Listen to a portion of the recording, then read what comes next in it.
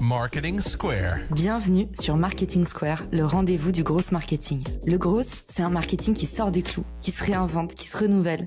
C'est aussi un mindset qui repose sur l'envie de se dépasser, de se détacher de ses opinions une bonne fois pour toutes et d'apprendre en continu. Si tu te reconnais dans cette description, que tu sois débutant ou expert, abonne-toi. Ce podcast va devenir ton meilleur allié. Une découverte qui a révolutionné ma facturation, c'est la plateforme Time. Conçue spécialement pour les entrepreneurs, Time permet de gérer facturation à compte, à voir au même endroit, au même moment. Fini les casse-têtes. Ne perdez plus une seconde. Time vous a même préparé une offre spéciale. 6 mois offerts sur le compte pro Time Business pour tous les auditeurs de Marketing Square. Rendez-vous sur le lien en description de l'épisode pour en profiter avec le code Marketing Square. En attendant, place à l'épisode et bonne écoute à tous. Bonjour à tous et bienvenue dans ce nouvel épisode de Marketing Square. Aujourd'hui, ne partez pas, on va parler compta, mais ça va être fun, je vous le promets. On en parle avec Nicolas, qui est le fondateur de l'école en ligne qui forme les futurs experts comptables, mais aussi le dirigeant du premier média social sur la compta, des geeks et des chiffres. On vous mettra tous ces liens dans les ressources de l'épisode. En attendant, Nico, tu nous as fait une promesse, tu nous as dit, je vais vous apprendre à gérer votre compta en 2 heures par mois. Bienvenue dans Marketing Square. Merci beaucoup de m'accueillir, Caro. C'est un plaisir d'être là avec toi. Cette méthode que tu vas nous partager aujourd'hui, à qui elle s'adresse? Est-ce qu'on a besoin d'avoir des bases en compta et qui peut en retirer le plus de résultats? Il n'y a pas besoin d'avoir des bases en compta. Il faut comprendre à quoi va servir d'abord d'avoir les chiffres d'une entreprise. Donc, elle s'adresse à la fois à des néophytes ou à des entrepreneurs qui peuvent soit avoir de l'aversion aux chiffres ou pas, ou alors aux experts comptables ou financiers qui accompagnent des entrepreneurs pour les aider justement à leur apporter cette méthode qui est en réalité assez simple à mettre en place, mais qui peut apporter beaucoup et surtout éviter beaucoup de pépins. C'est ça que j'adore chez toi, c'est que tu es un très bon vulgarisateur et que nous, la compta, les entrepreneurs, quand tu nous dis 2 heures par mois, on se dit mais c'est déjà le temps qu'on passe à stresser en se disant il faut que je fasse la compta, quand est-ce que je vais mettre la compta, comment ça se fait que mon expert comptable m'a pas appelé depuis 20 minutes. Donc en fait, on passe tellement de temps à y penser qu'au final, si on opérait davantage, on pourrait gagner beaucoup de temps. Du coup, c'est parti pour la méthode. Nico, par quoi est-ce qu'on commence pour commencer un peu à déblayer le terrain? Ce qui est très important déjà, c'est de comprendre à quoi sert la comptabilité et quelle est son utilité. Souvent, quand on est entrepreneur ou dirigeant, on crée rarement sa boîte pour gérer sa comptabilité. On veut développer son produit, son service et qui fait ce chemin. Sauf que la compta, il faut comprendre que c'est un outil de pilotage. D'une part, il permet de réaliser ses obligations légales, sociales, fiscales. Ça, c'est la première partie de l'histoire. Mais en tout cas, il nous donne des informations financières sur la performance des actions que l'on a réalisées pendant le chemin passé. Et là, je donne un exemple. Généralement, la compta, un exercice comptable, c'est du 1er janvier au 31 décembre. Et pendant toute cette période, on va faire des choses. On achète, on vend, on encaisse, on paye. Ça, c'est l'histoire financière de ce qui s'est passé, ce que l'entrepreneur, il a réalisé. Et à la fin, on va regarder si ça a apporté ses fruits. Est-ce que j'ai du bénéfice ou de la perte?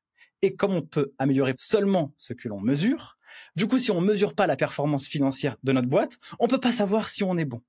Et un des gros risques, si on gère pas sa compta, c'est qu'on peut avoir des mauvaises surprises. Combien d'entrepreneurs se prennent une information de TVA à payer, un solde qu'ils n'avaient pas prévu, de l'URSSAF qui arrive pour un montant de 7 000 € alors que toi, tu as 1 369,70 € sur ton compte bancaire et là, tu te dis catastrophe. En France, il y a des règles du jeu. Si tu connais les règles, tu peux jouer la partie de la bonne manière. Et donc, la vision de la compta, c'est très important parce qu'elle va permettre de piloter, de limiter les risques, mais aussi, pourquoi pas, d'investir alors qu'on pensait que ce n'était pas possible. Donc, à titre perso, je connais très bien les chiffres. J'ai été à la fois responsable financier, contrôleur de gestion, comptable. J'ai travaillé en cabinet quand j'étais salarié. J'ai fait ça pendant 5 ans. J'ai pas trouvé mon compte, donc j'ai été entrepreneur. Je connais les 2 facettes de l'histoire. Et moi, en tant que producteur de compta, j'étais très mauvais. Et donc, pendant très longtemps, j'ai mis ça sous le tapis alors que je maîtrise la performance de ça. Et pourquoi je dis que c'est très important, Caro, et j'alerte absolument tous les auditeurs, c'est quand bien même je maîtrisais les chiffres. À une époque, en 2017, j'ai vendu ma voiture pour payer l'URSSAF. Parce que moi, je pensais que j'avais la bonne intuition sur la lecture des chiffres, mais je me suis trompé. Et si j'avais été dans l'anticipation et pas dans l'intuition, voilà ce que j'aurais pas fait, c'est que j'aurais pas vendu ma voiture, mais j'aurais pu pouvoir sécuriser ma boîte. Donc ça, c'est très, très important. La première chose, avoir une bonne vision de la compta, à quoi ça sert. Et dans cette vision, à quel point est-ce qu'on a besoin de passer par quelqu'un d'autre? Souvent, on se dit en fait, j'ai pas besoin de me faire accompagner, je sais faire. C'est quoi soit les ressources, soit les professionnels et comment les embaucher aussi qui peuvent nous aider? Peut-être est-ce que tu peux nous répondre par tranche d'entreprise? Parce que c'est vrai que parfois, c'est too much d'avoir un expert comptable avant d'avoir fait du chiffre d'affaires. Ça, c'est aussi une erreur qu'on fait parfois. Et à contrario, il y en a qui font des vraies dingueries alors qu'ils ont vraiment besoin. Comment est-ce que tu jugules ça? Si je reprends ce que toi tu m'as dit, quand on n'a pas fait de chiffre d'affaires, d'être accompagné par un expert comptable day one, ça reste quand même important. Parce que ce qu'on ne mesure pas suffisamment, c'est ce qui va se passer demain. Alors tant qu'on n'a pas rentré en euros, on peut se dire c'est pas grave, mais généralement quand on monte sa boîte, on a quand même envie de la voir fructifier pour demain. Et donc la gestion des finances, c'est quelque chose qui va arriver très très vite. En France, quand on monte une boîte, sauf si on est en micro-entreprise, ça te coûte de l'argent alors que tu n'as rien fait encore. Et partir sur une mauvaise base, en réalité, tu peux prendre des mauvaises décisions. Tu choisis le mauvais statut juridique. Tu vas choisir un régime fiscal plutôt qu'un autre. Juste cette information, elle peut faire que, en fonction de la structure de boîte que tu vas choisir, il y a des fois, tu vas payer des cotisations sociales pour une structure et pour une autre, tu vas pas payer. Et donc, c'est juste un conseil de quelqu'un qui va te donner cette information. Peut-être que tu n'auras pas 2000 € de trésorerie à avancer pour l'URSSAF ou les cotisations sociales si tu avais choisi une autre solution. L'expert peut t'aider dans ce sujet. Donc, si j'irais plutôt dans cette version numéro 2 de ce que je pense, donc il y avait la vision. Maintenant, pour moi, c'est la stack parfaite pour bien pouvoir gérer ses finances. Numéro 1, il faut avoir un bon outil. Numéro 2, il faut avoir un bon accompagnateur. Donc, l'outil, moi, je suis pro certains outils technologiques en compta. Donc, il y a Pennylane qui existe. Il y a Time aussi. Ça, ce sont des outils qui sont incroyables car ils vont permettre de pouvoir faire de la gestion financière de manière très simple pour un entrepreneur. Et ils vont pouvoir permettre de transférer les informations financières, les factures, les paiements, bref, tout ça, directement à la personne en face qui va gérer la comptabilité. Donc, un expert comptable. Première chose, l'outil. Deuxième chose, l'expert comptable. Pour bien le choisir, il faut plusieurs éléments, Caro. Le premier, c'est qu'il doit maîtriser l'industrie dans laquelle l'entrepreneur travaille. S'il ne maîtrise pas l'industrie dans laquelle l'entrepreneur travaille, il sera nul, c'est obligatoire. Deuxième élément, il doit veiller impérativement à l'expérience utilisateur de son client. Et ça, il faut lui poser des questions. Comment accompagnez-vous vos clients? Si j'ai une question, qu'est-ce qui se passe? Connaissez-vous mon industrie? Et s'il te dit oui, il faut poser la question, typiquement dans mon industrie, quels sont les indicateurs financiers? Est-ce que dans votre portefeuille, vous avez déjà des clients qui ressemblent à ça? Et c'est très marrant, parce que quand on connaît l'expert comptable, il a fait 8 ans d'études, donc il a quand même bossé. Généralement, c'est une profession où il y a un ordre. Parfois, certains, ils ont un peu d'ego. Et si tu vas le titiller dans son terrain, il va voir que toi, tu rigoles pas. Et si tu rigoles pas et t'es éduqué, il va t'apporter quelque chose de meilleur que tous les autres. Et ça, c'est extrêmement important. Et naturellement, il faut que le cœur y soit. Parce que lui, il rentre dans ta maison, dans tes chiffres. Et un entrepreneur, quand il consomme, ça montre aussi une certaine culture de sa manière d'investir, d'acheter, ce sur quoi. Et donc, ça, c'est très important, à minima, pour l'expert comptable de respecter ces 3 éléments. Et justement, c'est quoi une fourchette budgétaire par rapport peut-être à la croissance, au chiffre d'affaires? Comment est-ce qu'on peut être certain quand on reçoit des devis qu'on se fait pas avoir? Globalement, entre 1500 et 2500 € par an, on va dire que c'est une fourchette normale. Par contre, il y aura certains experts comptables, ils peuvent miser sur vous. S'ils ont dans leur portefeuille des startups, des solopreneurs qui sont assez agiles, assez intelligents, tu peux leur dire, je suis en phase de démarrage. Sur la phase de démarrage, est-ce que tu peux me faire un tarif, par exemple 1500 €? Et l'année prochaine, et ça de manière proactive, il faut pas que ce soit lui qui te le dise, il faut que toi tu lui demandes si vraiment tu es à court de trésorerie. Et l'année prochaine, on pourra revoir les honoraires à la hausse, par exemple à 2000 ou 2500 €. À l'année, je parle, bien sûr, parce que j'aurais réussi à faire mes chiffres. Et moi, je connais pas mal d'experts comptables qui ont cette logique-là et ils savent qu'il faut pas qu'ils tapent sur l'entrepreneur au début, mais il faut qu'ils investissent sur lui. Donc, ça peut être une bonne méthode de pouvoir faire ça. Mais globalement, les tarifs, allez, entre 2000 et 3000 € l'année, tu te fais pas avoir si vraiment il te dit qu'il va faire des points de temps en temps avec toi. À quel point est-ce que c'est intéressant de prendre un fiscaliste en duo avec un expert comptable? Pour qui c'est utile ou pour qui c'est bullshit? Ce qui peut être intéressant quand tu as un fiscaliste, c'est dès lors que tu vas commencer à créer plusieurs typologies de sociétés. Dès que tu as le montage, soit l'expert comptable, il est structuré pour faire ça. Mais en réalité, ce qu'il faut comprendre, il faut pas imaginer que l'expert comptable, c'est l'homme à tout faire et qui sait tout faire. C'est pas vrai. Il existe des avocats fiscalistes, des avocats en droit fiscal, en droit social, en droit des sociétés. des financiers, des gens qui font de la fusion-acquisition. L'expert comptable, il voit tout ça, mais pas de manière détaillée. Donc, si on a un cas très simple, l'expert comptable pourra le faire. Mais dès lors qu'on va commencer à avoir un montage, et souvent des petits montages un peu borderline, est-ce que tu veux créer ta boîte à Dubaï, et puis tu as une boîte ici en France, là, vaut mieux faire appel à un avocat fiscaliste qui veut faire ça. Donc, dès lors qu'il commence à avoir un petit montage avec plusieurs typologies de sociétés, là, ça peut être intéressant de faire appel à un backup. Mais il faut pas avoir peur. Il faut lui dire, vous êtes sûr? Est-ce que vous savez faire? Est-ce que vous l'avez déjà fait? Et il faut absolument être proactif. Et si tu es comme ça, à cette position d'entrepreneur vis-à-vis de lui va dire, non, moi, je suis là, comme un médecin généraliste, je vais t'emmener chez le cardiologue. Et le cardiologue, c'est le fiscaliste. Mais du coup, s'il est honnête, il te le dira. Parfait. Donc, tu nous as dit, première chose, la vision de la compta, se rendre compte à quel point c'est essentiel. Tu nous as même dit au jour 1, il faut avoir un expert comptable. Tu nous as aussi parlé du mindset et je trouve ça assez vrai. Dire, en fait, si tu te mets pas dans ce mindset de dépenser de l'argent, comment tu veux en gagner? Deuxième chose, la stack parfaite, les bons outils. Ça m'a fait plaisir que tu cites Time parce que tu ne le sais pas, Nico, mais c'est le sponsor de l'épisode. Pour le coup, on est aussi client de Time, agence personnelle. C'est pour ça que je les ai choisis. Et troisième étape, les objectifs à atteindre. Et ça aussi, c'est la nébuleuse pour beaucoup d'entrepreneurs qui se disent mais attendez les gars, j'ai pas encore commencé à gagner des ronds, il faudrait que j'ai des objectifs. Alors effectivement, la vision que j'ai de l'objectif, c'est de se dire pour atteindre 2 heures de comptabilité par mois, il faut se fixer un objectif. Mais du coup, il faut que tout le monde travaille dans le même sens. Si on est accompagné par un expert et un expert comptable, lui il pourra rien faire du tout si l'entrepreneur n'est pas proactif dans la relation avec lui, il lui envoie pas les documents comme il se doit en temps et en heure. Donc, en réalité, c'est facile de critiquer sur l'un et sur l'autre, mais chacun doit faire ses devoirs. Celui qui doit faire ses devoirs, l'entrepreneur, il doit lancer le tempo. Il doit dire, moi, je veux une situation mensuelle, financière, à J plus 5, J plus 8. Et donc, comme l'entrepreneur, lui, il va se donner l'obligation d'atteindre cet objectif, d'avoir une situation financière à J+8, du coup, lui va devoir transmettre ses documents. Mais inversement, l'expert comptable, lui va dire, et comme ce client, il me casse la tête et il veut ses documents à ce moment-là, je dois lui donner. Et donc, en fait, les deux, ils vont avancer dans la même lignée, avec le même objectif. Et pourquoi je dis ça, Caro, et c'est très important, c'est que si tu as le mindset de la finance, tu ne te feras dans ton produit et ton service jamais piéger par les chiffres. Et la moitié des boîtes ne dépassent pas le seuil des 5 ans à cause d'un problème de gestion financière. À la fin de cet épisode, personne ne doit avoir cette excuse de se dire « En fait, j'ai planté ma boîte. » Si tu as planté ta boîte, c'est parce que tu savais pas vendre, ton produit était nul, t'as pas fait du market, mais pas la finance. Hors de question. Donc, l'objectif, il doit être très important dans de se dire « Je dois avoir une situation financière à J plus X. » Et ça c'est important. Et autre chose aussi, il faut naturellement se fixer des guidelines et des objectifs financiers, au moins pour se donner un cap.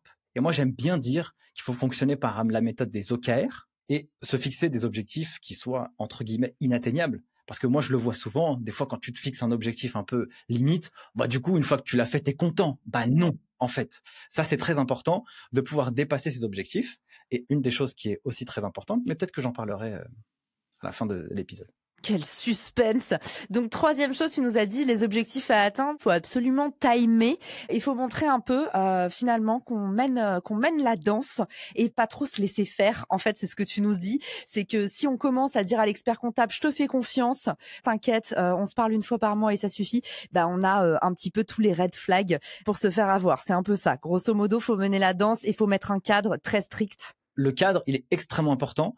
Je suis convaincu à 1000%, Caroline, que dans ton entourage, tu as quasiment tous les entrepreneurs que tu côtoies qui te disent l'expert comptable, c'est une catastrophe. Alors, figure-toi que dans mon entourage, il y a énormément de mon expert comptable est une pépite. Mais vraiment, je pense que c'est parce que beaucoup sont des infopreneurs. Infopreneur et entrepreneur, je trouve que c'est pas la même typologie. Parce que l'entrepreneur, en fait, il va attendre, je vais pas dire des mois, mais un certain temps avant de monétiser. Alors que l'infopreneur, il commence jour 1 à générer du revenu. Et du coup, chez les infopreneurs, qui est plutôt mon entourage aujourd'hui, le revenu est le cœur de leur croissance. Donc, les finances, l'épargne et les placements sont vraiment très importants pour eux et ils sont très, très bien accompagnés. Ce que tu décris, ça s'applique par contre très bien aux entrepreneurs. Et en même temps, c'est un peu un passage obligé. Il y a quoi? Il y a le mauvais expert comptable, il y a le cofondateur qui part avec la caisse, un employé qui veut plus partir partir. Ça fait aussi partie de la routine finalement et des mauvais choix qu'on paye cher. Mais je pense que dans cet épisode, ils vont trouver déjà plein de choses pour soit mettre un cadre plus ferme, soit aussi comprendre les bonnes pratiques là où il faut mieux pas perdre son énergie. Et c'est le point numéro 4. Tu nous dis il y a aussi des choses à automatiser et dont on peut se délester. Une fois qu'on a mis son énergie sur le cadre, on peut aussi lâcher du lest sur le reste. Ce qui est magnifique aujourd'hui avec l'automatisation, c'est qu'on peut vraiment scaler de manière beaucoup plus facile des tâches manuelles. Alors, je vais prendre du coup le cas d'usage de Time, parce que Time, je les connais bien, c'est des copains aussi. Time, ça va être un outil qui va être très utile pour les entrepreneurs et les cabinets comptables. L'entrepreneur, il va faire ses devoirs. Faire ses devoirs, c'est bien transmettre ses documents financiers dans l'outil Time. Et l'outil Time, lui, il va aller récolter les informations et il va aller automatiser la gestion de la compta pour le cabinet, ce qui, lui, le cabinet pourra réaliser la comptabilité très rapide. Sauf que sans matière première, le cabinet ne peut pas faire son job. Donc, voilà ce qu'il va falloir faire. Un entrepreneur, il va avoir plusieurs flux financiers. On va avoir les informations qui viennent de la banque, de la facturation, des factures fournisseurs. Je vais me concentrer uniquement sur un cas d'usage qui est le suivant. Les factures fournisseurs. J'ai Amazon, j'ai Facebook, LinkedIn, Google, bon bref, tout ce qui est possible, imaginable. Et du coup, les factures, je vais les recevoir où? Je vais les recevoir dans une adresse mail. Il va y avoir un élément qui va être extrêmement simple. Il va falloir paramétrer des filtres qui vont permettre de, dès lors que tu vas recevoir une facture sur ton adresse mail, tu ne la vois pas, tu ne la regardes pas, parce que c'est une charge mentale. Donc, cette facture arrive sur Gmail, par exemple, et tu vas créer un filtre qui va permettre de transférer automatiquement et immédiatement cette facture dans l'outil de production, Time ou Pennylane par exemple. Et donc, moi par exemple, j'ai fait ce travail-là, je dois avoir dans mon adresse mail, 30 ou 40 ou 50 factures qui viennent par mois dans mon Gmail. Eh bien, ce que je fais, c'est que j'ai programmé un transfert immédiat de la facture dans l'outil. Comment est-ce qu'on fait ça? C'est dans les paramètres Gmail? Exactement, dans les paramètres Gmail, tu vas dans les filtres, tu vois, créer un filtre, par exemple. Hop, donc je le fais direct, en direct, de, Amazon@invoice.com. Ensuite, qui contient une pièce jointe, tu crées un filtre, et une fois que tu crées le filtre, tu peux paramétrer une adresse de réenvoi où tu vas renvoyer la facture directement. Ok, mais je savais pas comment on pouvait trier les factures. Mais donc du coup, tu mets qui contient invoice, facture, tu mets les mots tu mets les mots. Exactement. Tu mets un libellé, etc. Et moi, ce que j'aime bien faire, c'est que je fais ne pas afficher dans ma boîte de réception, marquer comme lu, et il l'envoie directement. Et en réalité, ce travail-là, il m'a permis de ne pas voir la facture, de me baisser ma charge mentale dans mon cerveau et de pouvoir avoir envoyé les informations immédiatement. Franchement, ça, c'est salvateur de dingue. Ça, c'est une première étape. Deuxième étape, il faut se créer une petite routine et une petite habitude. Identifier à quel moment de la semaine on a un peu moins d'énergie et on a envie d'y aller un peu comme un robot. Par exemple, moi, ça pourrait être le vendredi après-midi ou le vendredi en fin de matinée. Je vais me concentrer, 15 minutes, je vais sur mon outil et je regarde toutes les transactions bancaires. Et normalement, si j'ai envoyé de manière automatique les factures, elles vont être directement rapprochées avec les transactions bancaires. Et puis, si c'est pas le cas, si j'ai une transaction bancaire, par exemple, que j'ai pas envoyé la facture, je pourrais la chercher, par exemple, soit dans le back-office d'un outil qui me l'envoie pas par mail, ou soit elle est dans ma poche et je pourrais la scanner pour l'envoyer directement dans l'outil. Et si tu fais ça 15 minutes par semaine, 15 minutes x 4, ça fait 1 heure. En réalité, tu peux te concentrer des fois quand tu retrouves pas une facture, tu vas demander à quelqu'un s'il peut te l'envoyer ou pas. C'est hyper clair, j'adore et je l'illustrerai dans la newsletter comme ça pour tous ceux qui sont en train d'écouter l'épisode. Si vous voulez avoir tout ça de façon actionnable on vous mettra le petit tuto pour faire ça sur Gmail. Il faut aussi le dire, là il y a un vrai boom en ce moment des assistantes virtuelles qui ne sont pas au même taux horaire que les experts comptables. Donc si pour certains vous vous dites mais je peux le faire par mon expert comptable mais ça va me coûter bonbon, ça peut valoir le coup de prendre une assistante virtuelle. Moi c'est ce que je fais. Mon assistante Alex, d'ailleurs je l'embrasse si elle écoute l'épisode, m'a sauvé la vie parce qu'en fait maintenant c'est elle qui raccroche bon nombre de mes factures ou qui les automatise, particulièrement si vous avez des produits virtuels, des formations, si vous avez plusieurs sociétés, ça peut vraiment valoir le coup d'investir dans une assistante virtuelle qui va coûter entre 50 et 100 euros de l'heure et qui va derrière vous mettre en fait les bonnes choses aux bons endroits et c'est quand même beaucoup moins cher qu'un expert comptable qui a fait 8 ans d'études et à qui vous demandez de flécher vos factures, c'est pas forcément rentable. Exactement. Ce que je pourrais conseiller aussi pour les primo-entrepreneurs et qui n'ont pas l'habitude de faire ça, je vous invite quand même à faire ce petit exercice pendant 1 ou 2 mois, de voir comment votre boîte consomme, parce que c'est hyper formateur et éducatif. Et après, vous pouvez vraiment challenger les gens qui bossent avec vous. Comme ça, vous pouvez avoir la bonne appréciation, la bonne vision de la manière dans laquelle vont consommer. Je voulais juste aussi rajouter un truc rapide, c'est si vous avez une application mobile, par exemple avec l'outil Time, eh bien dès lors que vous faites une facture d'achat, prenez l'habitude de la scanner direct et ne procrastinez pas ça. Si vous allez à la station essence et vous dire je le mets dans mon portefeuille, j'ai pas le temps, j'ai mon enfant à l'arrière qui pleure ou un truc comme ça, tu scannes direct et c'est fini et après t'es tranquille. Tu sais, c'est une règle en productivité, c'est toutes les actions qui prennent moins de 5 secondes, faut les faire immédiatement, sinon ça coûte le double en charge mentale. Justement, en parlant de petits hacks, tu nous as prévu pour l'étape 5 des bonus. Même moi, tu me les as pas révélés encore, alors j'ai hâte de les écouter, Nico. Le petit point que je vais vous donner, c'est que le fait d'avoir sa comptabilité rapidement va être d'avoir la situation financière chaque mois. Pour les entrepreneurs qui ont des sociétés, qui ont un bilan et un compte de résultat, je vous inviterai à analyser 2 indicateurs. En réalité, je vais vous en donner qu'un seul. À chaque fois que vous allez faire votre situation mensuelle, parce que vous avez le bon expert comptable, vous avez bien envoyé les informations et vous avez votre situation à J+8, il va vous envoyer votre compte de résultat du mois et donc vous allez pouvoir regarder un indicateur qui s'appelle l'EBE ou l'EBITDA. En gros, pour faire simple, cet indicateur, c'est ton chiffre d'affaires, moins les achats réalisés auprès des fournisseurs, moins les taxes, moins les charges de personnel. Ici, il va falloir analyser cet indicateur sur le mois comparativement à l'année dernière, ou alors par rapport au mois précédent, ou alors cet indicateur, le tien, vs ceux de tes petits camarades. Mais comment on peut savoir ça? Tu veux qu'on se procure les mots de passe de nos potes ou quoi? Alors, soit tu vas sur société.com et t'essayes de voir des boîtes qui sont à peu près dans la même industrie que toi. S'ils ne publient pas leur compte, eh ben, tu poses la question à ton expert comptable. Parce qu'on a dit au début que lui doit maîtriser ton industrie. Donc, s'il maîtrise ton industrie... C'est secret professionnel, ça se fait pas. Alors, il va pas donner le nom de la boîte, mais il va dire, dans mon portefeuille de clients, ces X clients, ils ont un EBE qui est de 10% du chiffre d'affaires. Si toi, tu es à 15% à la fin de ton mois, tu as bien travaillé. Si par contre, eux, ils sont à 10 et que toi, tu es à 5, pose-toi des questions. Vends-tu pas assez cher? Est-ce que tu consommes beaucoup trop par rapport à ta structure d'entreprise? Ça va te donner une information qui va te permettre de progresser de mois en mois. Et l'EBE, pour ceux qui ont une vision beaucoup plus lointaine, si tu veux emprunter de l'argent, on regardera cet indicateur. Si tu veux lever de l'argent, on regardera cet indicateur. Si tu veux vendre ta boîte, on valorisera ton entreprise sur cet indicateur. Et si tu veux, toi, avoir un peu plus de dividendes que l'année précédente, cet indicateur, il te permettra d'en avoir. Et donc, le seul indicateur financier pour être très simple à regarder dans ton activité, c'est l'EBE. Et c'est un peu ça le petit bonus que je voulais apporter ici, parce qu'une fois que tu as fait tout ça, tu as les infos et après tu peux piloter pour les mois suivants. Tu as tellement raison et c'est aussi pour ça que autant d'entrepreneurs freelance se font avoir. C'est un peu, tu sais, les raisins de la colère moderne. On fait croire aux gens qu'ils vont avoir un résultat en chiffre d'affaires de X. Et en fait, derrière, quand ils ont enlevé toutes leurs charges, quand ils ont enlevé le mec qui paye pour faire les publicités, le prix des publicités, il reste pas grand-chose derrière. Donc c'est vrai que c'est toujours un peu trompeur. Et j'aime bien que tu nous aies partagé cette métrique qui fait un peu la différence entre entrepreneurs et amateurs.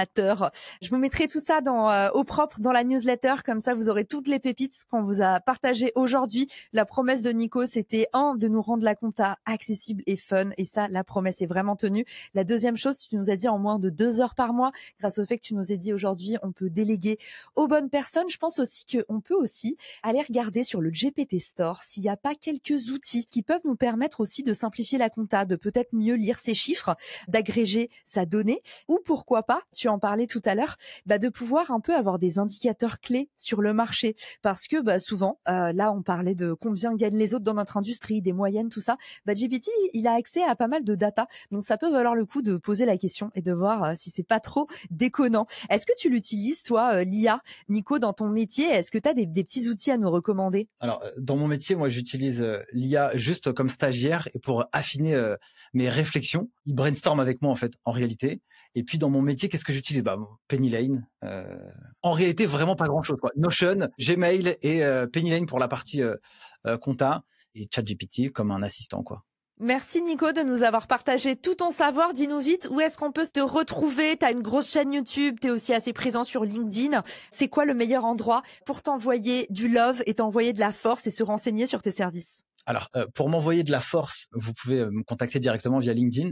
Et pour vous envoyer de la force aussi, vous, pédagogique, dans la vulgarisation de la compta gestion, allez sur la chaîne YouTube Les Geeks des Chiffres et vous allez apprendre plein de trucs pour aller beaucoup plus loin de ce que je vous ai raconté aujourd'hui. Et je pense que c'est la seule chose pour laquelle je pourrais apporter de la valeur pour ceux qui nous écoutent. Regardez ça et vous allez apprendre. C'est le principal. Eh ben c'est parfait, ils seront à domicile puisque maintenant ces épisodes sont disponibles en vidéo sur YouTube. Merci Nico d'être venu nous voir et à bientôt dans Marketing Square. Ciao! Si cet épisode te plaît, tu peux le partager en me taguant ou lui laisser 5 étoiles sur Apple Podcast. Marketing Square.